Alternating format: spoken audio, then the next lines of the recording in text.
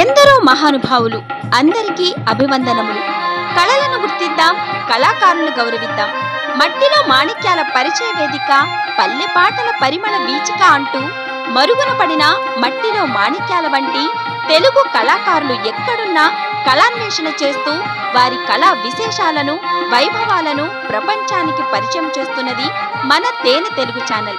మనలోని అపారమైన సాంప్రదాయ కళా నైపుణ్యాలను ప్రోత్సహిస్తూ వాటిని భావితరాల కోసం భద్రపరచాలనే సదుద్దేశంతో మీ ముందుకు వస్తున్న మన తేనె తెలుగు ఛానల్ను మీరంతా సహృదయంతో సబ్స్క్రైబ్ చేసుకుని లైక్ చేసి ఆదరించాలని మనస్ఫూర్తిగా కోరుచున్నాము.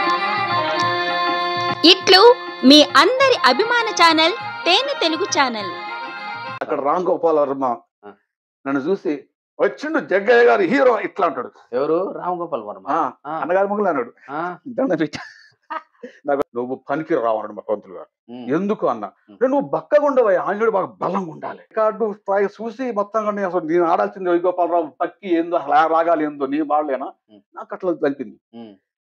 మసక మసక సీకటిలో మల్లె తోట వెనకాల మా పటేల కలుసుకో.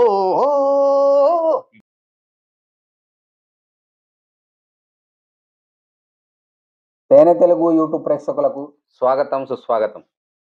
ఈరోజు మట్టిలో మాణిక్యాలంటి కళాకారుల పరిచయ కార్యక్రమంలో, మన కళాభిషేకం అనేటువంటి కార్యక్రమంలో ఒక మంచి కళాకారులు, ఉత్సాహవంతమైనటువంటి కళాకారులు మన ముందున్నారు. మరి వారి ఎవరు, వారి వివరాలు తెలియజేస్తూ వారే స్వీయంగా పరిచయం చేసుకుంటారు. మరి మీరందరూ కూడా మన తేనె తెలుగు కల్చరల్ చారిటబుల్ ట్రస్ట్ నిర్వహిస్తున్నటువంటి తేనె తెలుగు యూట్యూబ్ ఛానల్ని తప్పకుండా సబ్స్క్రైబ్ చేసుకోవాలని మనస్ఫూర్తిగా సవినయంగా ప్రార్థిస్తూ ఈ కార్యక్రమాన్ని మొదలు పెడుతున్నాం. సార్, మీ గురించి మన ప్రేక్షకులకు తెలియజేయండి. సార్, మాది మఠంపల్లి మండలం, చవటపల్లి గ్రామం, సూర్యాపేట జిల్లా వచ్చేసింది. పేరు చెప్పండి. నా పేరు భద్రంరాజు జగ్గయ్య. మీ అమ్మ నాన్న? మా నాన్నగారి పేరు భద్రంరాజు నరసయ్య, మా అమ్మగారి పేరు నరసమ్మ. ఇక వారికి ఒకే ఏకైక కుమారుడు నేను. నాకు ఒక కుమారుడు, ఇద్దరు కూతురు నాకు కూడా. ఇక అయితే చెప్తా అది కూడా. ఏక్ నిరంజన్ టు ఏక్ నిరంజన్. చిరువెన్నెల దారాబోసి తారల నాడుచుండె జాబిలి కడుపారగ మేతలను గోలి తమ పిల్లలను రెక్కలను చేర్చి కనులు ఓచుతుండే పచ్చి జోలములు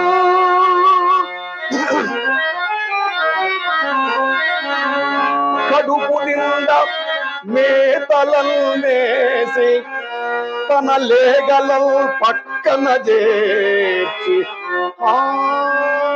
ఆగిగా నెమరుచుండే గోమాతలు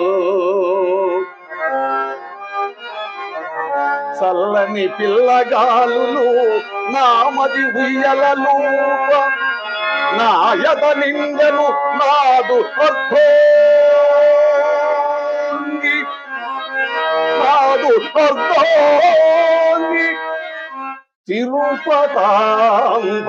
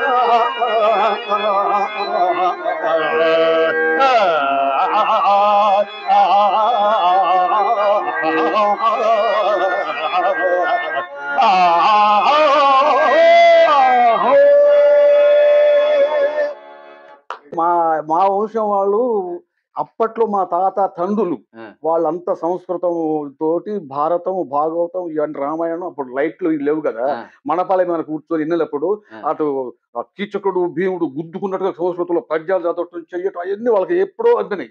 ఇప్పటికీ పంతులు గారు వాళ్ళు పొలాలు పంతులు గారు బజార్ అనే పేరు ఒకటి ఉన్నది.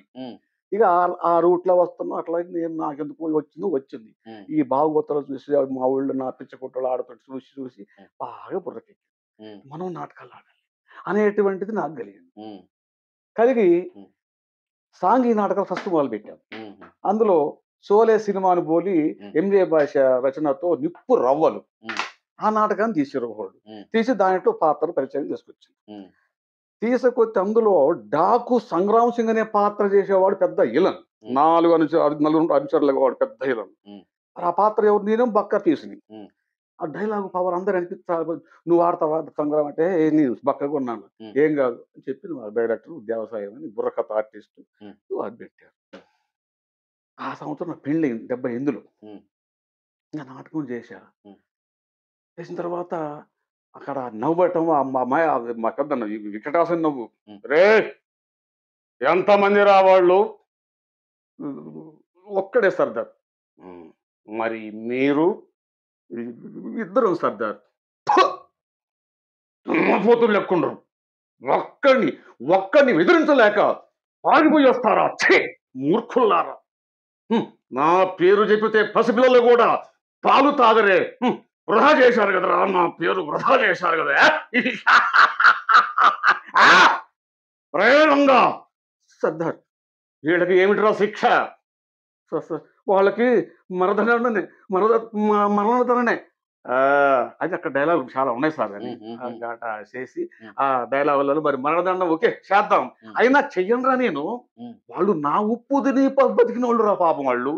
అయినా ఆ దేవుడే చూడాలి వాడిని. అరే ఇటీవల నీ పిస్టల్ ఇచ్చాను, ఈయన తీసుకున్నాడు. నలుగురి నాది, 5గురి అట్లా వేసి కలిపి కళ్ళు మూసుకొని ఇటు కలిపాను. దేంట్లో బుల్లెట్ తీసి పడేసిండు. ఒక్క దాంట్లో ఉన్నాయి, ఒకటే బుల్లెట్ అని. 2 బుల్లెట్ 2 ఉంచండు. ఇది చేస్తాను చూడు, దేవుడికి ఇస్తున్నా శిక్ష. సంపాలి మీరు అందరు కదరా, సంపను దేవుడి శిక్ష చూద్దాం అని చెప్పి ఇక కలిపాడు. వాళ్ళు తప్పదు సత్తను వాళ్ళు అనుకోరు కదా. ఇక కలిపిన తర్వాత ఏంది ఆ పిస్తోల్ తీసినాడు. ఇదిగో ఇది మరి ఏ పిస్తోలు నాకు అర్థం, నీ కళ్ళు మూసుకునే కదా, మరి ఉండదో లేవో అని చెప్పి చూసుకోడు అనగానే కాల్చుడు మోగలే. వాడు అబ్బా దేవుడు ఉన్నాడు రా రంగా, దేవుడు ఉండరా. రే రాజన్న బ్రతికిపోయావురా. ఇంకొకటి ఉంది. దాన్ని తీసుకున్న తర్వాత మళ్ళీ అటు చూసి మళ్ళీ ఈడు కాల్చాడు. ఈడు అది మోగాలి. అబ్బా నువ్వు బతికిపోయా, దేవుడు ఉండురా, దేవుడు ఉండు, రాండిరా పార్టీ అనగానే అప్పుడు రీటా జాన్ అని గుంటూరు నుంచి తీసుకొచ్చాను, గుడివాడ నుంచి. అది ఇట్లా కూర్చుంటే నాకు కూర్చోట్టు తిప్పుతాం, తిరుగుకుండా కూర్చున్నా. మందు దాపిస్తారు నాకు వాళ్ళు దావుతారు. వీళ్ళు బతికిపోయినాగా మేము మాకు సాగు లేదని వాళ్ళు అనుకోరు. ఇంటి పెద్ద దుర్మార్గుడా, ఈడ ఉందిగా ఒకటి బుల్లెట్ అనిపిస్తారు. అది చూసి బాగా తాగి ఊగుతుండ్రు ఇక్కడ పాట. నేను కూడా మంది చెప్తాను, నేను కూడా పాడతాను, లేచుకుంటూ పాట పాడుతుంటా. మసక సీకటిలో మల్లె తోట వెనకాల మా పటేల కలుసుకో అని నేను డైలాగ్. ఈ రకంగా ఆ పాటతోటి అవి పూర్తయ్యేసరికల్లా టపక్కని పిస్టల్ తీసుకుని టపాకాలు చేసిన ఇద్దరు కథ అని వాడికి నవ్వు ఉంది. డైలాగ్ గుర్తులాంటి సార్ అప్పుడే అని దానితో అది ముగిసిపోద్ది. దాని నాటకం చాలా ఉంటాయి నాటకాలు దాంట్లో. అప్పటి నుంచి ఇప్పటి వరకు మా ఊరు పోతే వీడికి వచ్చి 6 సంవత్సరాలు దాటింది. సంగ్రామే అంటారు, సంగ్రామ్ సింగ్ అంటున్నాను. ఆ నవ్వు వేరు, ఆ డైలాగులు వేరు. అక్కడ ఒక 15 నాటకాలు ఆడా, సాగి నాటకాలు ఆడి ఇక వాటిలో పెద్ద అంటే మామూలుగా డబ్బు ఖర్చు ఆడుకుంటాను. ఎందుకు నాకు పిచ్చి పెట్టి ఆంజనేయ రికార్డు గుడి మీద నిన్న నేను లక్ష్మణరావు రికార్డు నిన్న వదిలిపోను. నాకు వ్యవసాయం చేసి చదివింది పెదబాల శిక్ష, ఇంకా తక్కువ చదువుకోలేక ఇది వ్యవసాయం చేసుకుంటున్నా. రికార్డు ఇది ఈ ఆట ఆడిన భలేకుందే ఉమ్. అని చెప్పి ఇక మా ఊళ్ళో పంతులు గారు నేర్పిపోతుండే మడంపల్లి పక్కన జంగా చంద్రనారాయణ చచ్చిపోయాడు పాపం లేడు. ఇక ఆయన చెప్తే అక్కడికి పోయి వచ్చేసారి మీ నాటకం నేర్చుకుంటాం. ఏ నాటకం రామాయణ యుద్ధం నేర్చుకుంటాం అంటే సరే సరే అని అందరికి పోగేసి జాగ్రత్తలు త్వరగా నా వయసు పోగేసి నువ్వు ఇది పాత్ర నేను మాత్రం ఫస్ట్ హాఫ్ ఆంజనేయుడు ఆడతా అన్న.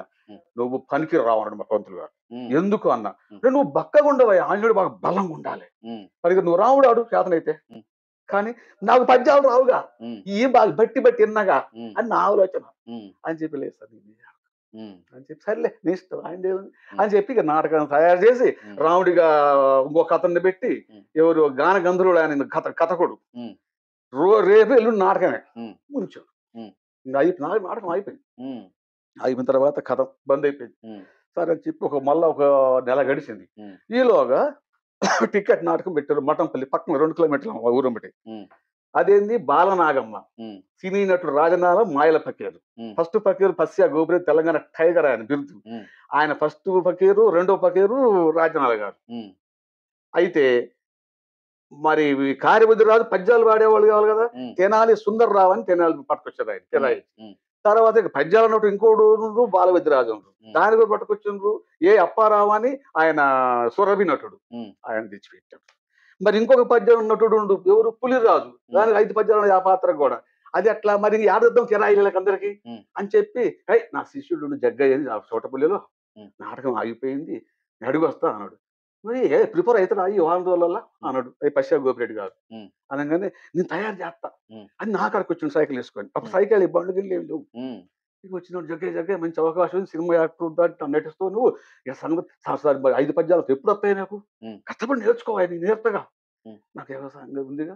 పొద్దున పొలం కడిపోయి పనులు చూసుకొని ఇంటికి పోయి స్నానం చేసి మళ్ళీ సైకిల్ వేసుకొని ఊరికి ఆయన దగ్గర పోయి 2 గంటలు రిహార్స్ చేసుకొని పద్యాలు 5 పద్యాలు నేర్పాడు. 5 పద్యాలకు ఒక రాగం కట్టాడు, నేర్పిండు. నాటకం బ్రహ్మాండంగా అయిన.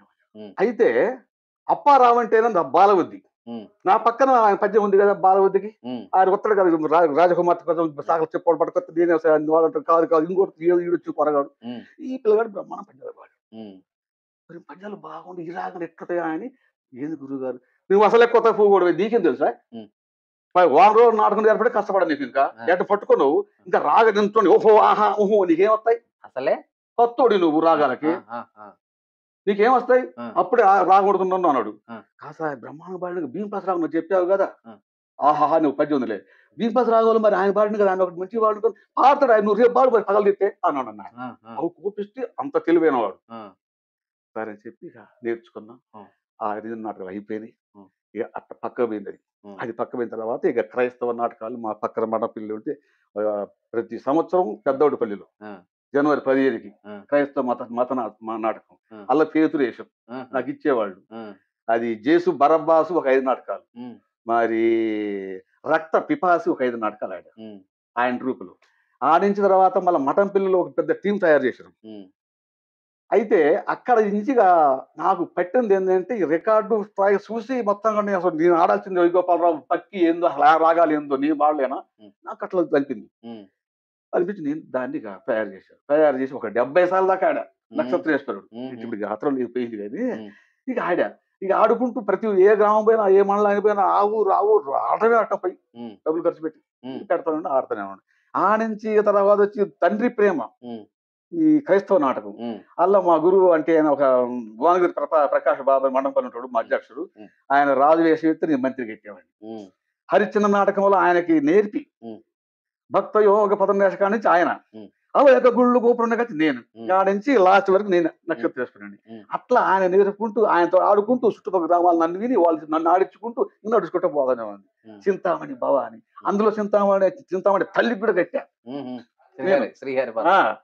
అక్కడ సుత్తి దాడి ఫోటోలు ఉన్నాయి. ఇక తర్వాత మళ్ళీ గయోపాకం నేర్చుకున్నాం. అలా కృష్ణుడు ఆడ గయోపాకం యుద్ధశయంలో. ఇక ఆ నుంచి పోయిన తర్వాత నాకు ఒక చిన్న ఇది గుండెకి టెంట్ వేసిన డబ్బులు పోయి ఆడా ఊరు గడ్డ నా ఊరి 10 నాటకాలు ఆడాపోయి. నేను అందులో డైలాగులు చెప్పండి గుర్తుండే కానీ ఇప్పుడు చెప్తా. ఒకటి ఉన్నాయి కానీ వస్తాయి. అక్కడ ఫకీర్ నేను నీకు సోదరులు ఏంటి, దాన్ని నన్ను వదిలిపెట్టు ఫకీర్, నన్ను వదిలిపెట్టాడు బాగా అన్నప్పుడు అంటాడు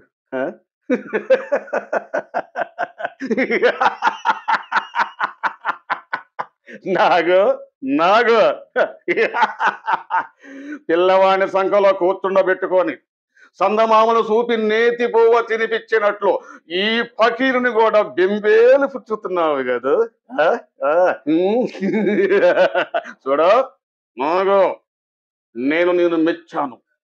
నాకు నువ్వే కావాలి. నీకంటే అందాల సందమామలు తిలోత్తములైన నిన్ను పువ్వుల్లో పెట్టి పూజించుకుంటాను. నా గుండెల మీద పరుండబెట్టుకొని మన్మదానంద సాగరములో ముంచుతూ తేల్చుతూ హాయిగా జోలపాడుతూ అలాగే నిద్రపుచ్చి స్వర్గములోని వసంత నందనాలను సందర్శింపజేస్తా. నాగు రా రా నాగు రా అంటే ఆమె పారిపోద్ది. అట్లాంటి డైలాగ్ చాలా ఉన్నాయి సార్, గుర్తు రాట సార్. ఒక అమ్మాయి చదివిస్తే కష్టపడి నా కష్టం భగవంతుడు గరకైంది, నన్ను ఆశీర్వదించండి కూడా. ఇద్దరు అమ్మాయిలకి ఒక అమ్మాయి హిందీ పండిట్ టీచర్, అల్లుడు టీచర్, రెండో అమ్మాయి గవర్నమెంట్ ఎంప్లాయీ, ఇది ఉంటుంది రెవెన్యూ శాఖలో ఈఆర్ఓ, ఒక్కడే కొడుకు ఎస్ఐ. ఇక నేను నానా వ్యవసాయం లేదుగా, ఇద్దరు చెరువు ఒక ఎకరం తలా ఎకరం కట్నాలు ఇచ్చిన ఇది చేసిన కొడుకు కొనదేమో నల్ల కొనుక్కోవాలి, పొలం పక్క నా కాడ ఏం భూమి లేదు ఏం లేదు నాన్న, బంధు నిషేధ కాబట్టి చెప్పి తీసుకొచ్చి పెట్టుకోండి. నేను నా భార్య నా అబ్బాయి దగ్గర ఉంటాం. ఆయనకు కొడుకు బిడ్డ అయినరు, వాళ్ళని ఆడించుకుంటా పాడించుకుంటా ఇక రాగానే ఇదే రాజబాబు గారు సార్ నాకు ఇక్కడ ఈ వనస్థలిపురంలో హైదరాబాద్ లో నన్ను ఎవరు పెద్ద ఆయన చూసి వాళ్ళకి ఫోన్ చేసి చెప్తే హైదరాబాద్ ఖాళీ ఉంటాడు మంచి యాక్టర్ అని చెప్తే ఆయన నాకు ఫోన్ చేసి ఆడికి పోయి వాళ్ళు బలరాముడు గారు నేను పరిణయం నాటకంలో బలరాముడు వేషం ఇచ్చి నాకు దాదాపు 7-8 నాటకాలు ఆడా. ఆ దాంట్లో ఒక నాటకంలో ఈసారి వచ్చిండు ఎక్కడికి, భీమవరం నాటకం మా ఊళ్ళమ్మ తల్లి కాడ. ఈసారి వచ్చిండు హార్మోనిస్ట్, నన్ను చూసిండు. ఇంక వదిలిపెట్టలేక వదిలిపెట్టకుండా నువ్వు మా దాంట్లో ఉండాల్సింది అని చెప్పి ఇక నువ్వు మరి ఏమి ఆడతాడు. నేను సెంటర్ సీన్ ఇస్తాడు ఆయన, గయోపాతి ఇస్తాడు ఆయన, రామాయణంలో ఆంజనేయుడు పాత్ర చేసి వదిలిపెట్టిన అది పక్కన పెట్టు, వ్యయాది నేర్పిడు మా గురువు గారు, అదే నాకు నేర్పాను. ఈ పాత్ర మాత్రం ఏట్లో రాయేస్తే పైకి ఎదురు ఎక్కిపోద్ది అంటారే అట్లా తయారు చేస్తానని చేశాడు. ఎవరు మా గురువు చచ్చిపోయిన ఆయన జంగ చంద్రనారాయణ చచ్చిపోయాడు. ఈ గురువు గారు పలానా కాడ శ్రీకాకుళం జిల్లా అసరవిల్లో నాటకం పెడతాను రామాయణంలో, మరి ఏ ఆడతావా అంటే నేను ఆడతా అన్నా. నేను రా అప్పుడు నేను చోటపల్లి ఉండే పని పోయినా, రాగానే పద్యం పడిచుకుని పెట్టేదానా. ఓకే వెరీ గుడ్ సరిపోతుంది అని చేసుకోండి. చేసుకున్న తర్వాత ఇక మరి కర్ణుడు ఆడతావా, నాకు రావన్న పద్యాలు నేర్పుతాను. నేర్పిండు బ్రహ్మాండంగా 5 పద్యాలు నేర్చుకున్నా 4 నాటకాలు ఆడ ఈయన ఆధ్వర్యం ఆడ ఇక్కడ ఇది స్కందగిరి గట్టి మీద ఆడ, అక్కడ మన తెగర గాన సభలు ఆడ, మఠంపల్లి ఆడ. నాకు ఇక లెక్కను పెట్టలే. దానికి ఆ పాత్ర ఒక రంగులు దిద్దా కొంత రంగులు, ఎందుకంటే మనక్కడ కొంచెం ఈ అట్రాక్షన్ నవ్వు ఉంది కదా, దాంతో నవ్వు వేసేదా కర్రంగా నవ్వు వేసేదాన్ని. అసిపోతా ఉరిపోతాడు మీకు ఖైద అసిపోద్దా నువ్వేతో లెక్క అన్నట్లా ఫోకసింగ్ ఇచ్చా దానికి. అంటే మా గురువు గారు ఆయన చెప్పేది భాష బాగుండాలి, ఆయన కరెక్ట్గా ఉండాలి. నాకేమో తొందర ఎక్కువ జారిపోతుంటా, జారిపోయాక పటక్క పడతాడు ఆయన. సంతోషం సార్. సరే మీకు నచ్చినటువంటి పాత్ర నుంచి ఒక పద్యాన్ని మా ప్రేక్షకుల కోసం వినిపించండి. ఓకే సంతోషం సార్. నేను చెప్పాను కదా రామాయుధంలో వ్యయాతి పాత్ర అనేది మా గురువు గారు చెప్పిండ్రు. తర్వాత దాన్ని మన గురువు గారు ఈ గురువు గారు ఈయనే నన్ను నాటకం ఆడిచ్చాడు అక్కడ అసరవల్లిలో ఆడిచ్చాడు. దీన్ని తిరుగులేదు అన్న అని చెప్పి సరే అతని కాడికి నిలిపిస్తాను నేను దాన్ని కూడా. Okay sir. అక్కడ దేవి శాంతిమతి అసదృశ రాజవంగడమునందు జనించితి ధర్మ మార్గమునందు వసుమతి ఇంతదంక పరిపాలన చేసి చక్రవర్తినై దశరథ రామ పావనం సుదో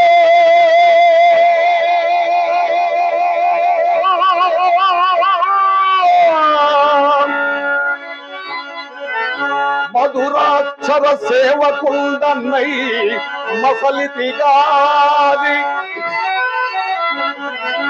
ఇంతటి ప్రమాదమునంచగలేను ఓమలి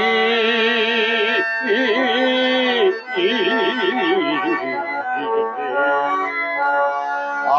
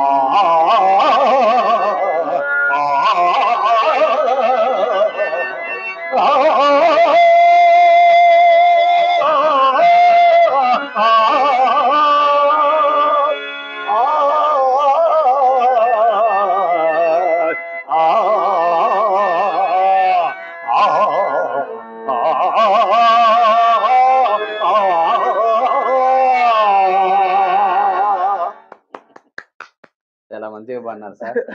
మీరు అందుకున్నటువంటి సన్మానాల సత్కారాల గురించి కొంచెం చెప్పండి. చాలా ఉన్నాయి సార్. ఉమ్, అది సరే మామూలు పల్లెటూళ్ళలో ఎవరు పెట్టినా చేసారు. సీనియర్ సిటిజన్ అని అన్ని వేలు సార్ ఇక్కడి చేసిండ్రు. ఉమ్.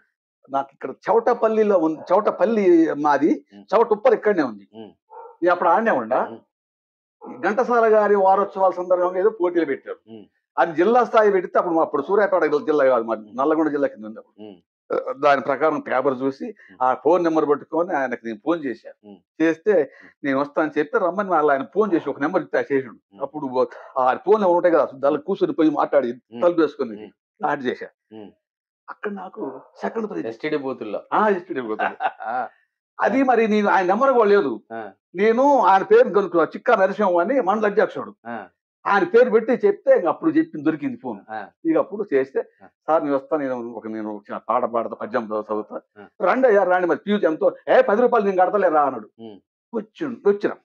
వచ్చిన తర్వాత అక్కడ కూర్చున్న తర్వాత ఆయన మంచిగా డ్రెస్ వేసుకొని ఇంత వేసాం. అప్పుడు నాకు కూడా మిసాలు గుర్తు ఇంత తిరలు తిప్పాను. ఇక ఇంటికి పోయినా, బస్సు దిగగానే ఇంటికే వెళ్ళిపోయినా. ఆయన గడ్డ ఇక్కడ ఎవరైనా మీరు? సార్ నా చౌటపల్లి పోటీలు పద్యాల పోటీ చెప్తాను కదా అంటే, ఓహో నువ్వేనా జగ్గయ్య గారి? నేనే. నేను వస్తాను, మీరు అక్కడ బండి, అక్కడ పాతకోట కాడ అక్కడ మా పిల్లలు ఉన్నారు, ఆడి బండి స్టేజ్ కాడికి అంటే నడుచుకుంటూ పోయాం. నేను నా దోస్తు పోయిన తర్వాత జనాలు ఫుల్గా వచ్చిండ్రు. అంతా వచ్చిన తర్వాత ఇక ఈయన వచ్చాడు, పంచ కట్టుకొని మంచిగా వచ్చాడు. ఈయనకు బాగా నోటెడ్ అయిపోయినా. వీడు ఎవడరా చోటపల్లి నుంచి నన్ను ఫోన్ చేసి నాకు నేను వస్తున్నా, నాతో నెట్ట రాయించుకొచ్చిండు, అసలు వీడి గొప్పతనం ఏంటని అంటే నా ఆయన చుట్టూ పడిపోయాను నేను. ఇక నా రూపాయలు కట్ చేయగానే ఆయన బిల్లు అమిసాలు అయినా అన్నాడు. ఆయన చూపెట్టుకున్నాం. ఇదేంద్రా అని చెప్పి నాకు భయం వేసింది. ఇంకా మా గురువు గారు ఏం చెప్పి తెలుసా, ఎక్కడికైనా పోటీలకు పోతే అందరూ పాడని, వాళ్ళు ఏం వాళ్ళు పాడని పద్యం చదువును, వాళ్ళు చదవడం రాగా నువ్వు చదువు, అంతేగాని వాళ్ళు చదివి చదవద్దు అని చెప్పాడు.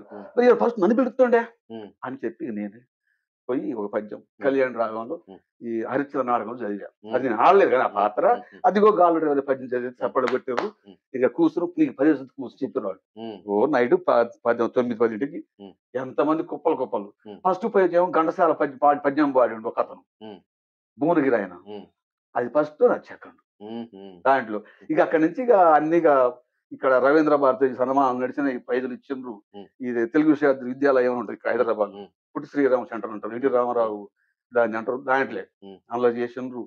ఇక అన్ని మా మండల వాళ్ళ ఎక్కడది అది అది కాకినాడ కాదు, ఇది అదేంది విశాఖపట్నం, ఆడ కూడా చేసిండ్రు.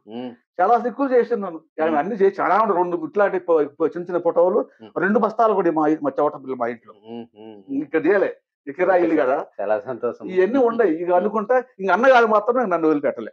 ఎక్కడ వేరేగా నువ్వు నా ఉండాల్సింది. ఏదంటే పెట్టెలు ఆపిన ఒక పద్యం అందుకుంటారు. మాట తొందరగా ఉంది కానీ పద్యం తూకంగా ఉంది. గాత్రం పోయింది సార్, గాత్రం పోయి తగ్గిపోయి. మొన్న రావణ బ్రహ్మ కూడా బాగా చేశాను. సీతా స్వయంవరం రేడియో స్టేషన్ లో 5 నాటకాలు ఆడిచ్చిండు. అయితే అక్కడ రామ్ గోపాల్ వర్మ నన్ను చూసి వచ్చిండు, జగ్గయ్య గారు హీరో ఇట్లా అంటాడు. ఎవరు? రామ్ గోపాల్ వర్మ అన్నగారి మొగలు అన్నాడు. నాకు సర్టిఫికేట్ సార్ మీరు, అరే 4-5 నాటకాలు ఇస్తారా నువ్వు, అగో మీ రాజబాబు ఆయన హెడ్ మీకు ఇచ్చే సర్టిఫికేట్ అన్నాడు.